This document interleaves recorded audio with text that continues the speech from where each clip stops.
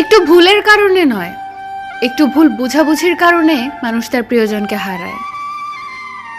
জীবনে কোনো কিছু শিখতে হয় মাথা নিচু করে, আর বাঁচতে হয় মাথা উঁচু করে।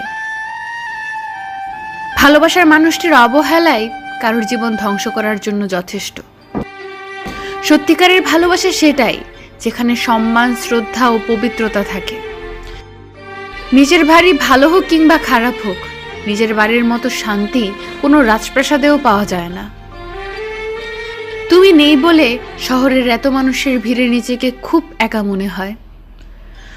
হারানোর ভয় তো সেই বেশি পায় যে সত্যিকারের ভালোবাসে।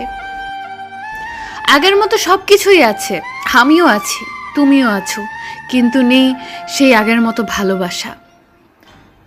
না পাওয়া কিছুর জন্য কষ্ট হয় না, কষ্ট হয় পেয়ে হারানোর জন্য। আমার কষ্টটা যদি তুমি সত্যিই বুঝতে, তাহলে এভাবে আমাকে কষ্ট দিতে না। হয়তো কখনো একদিন তুমিও জানবে আমি জন্মেছিলাম শুধু তোমার জন্য। কারো অবহেলা পাওয়ার চেয়ে একা একা থাকা অনেক ভালো। একা থাকা অনেক ভালো, কারণ একাকিত্ব কখনো বিশ্বাসঘাতকতা করে না।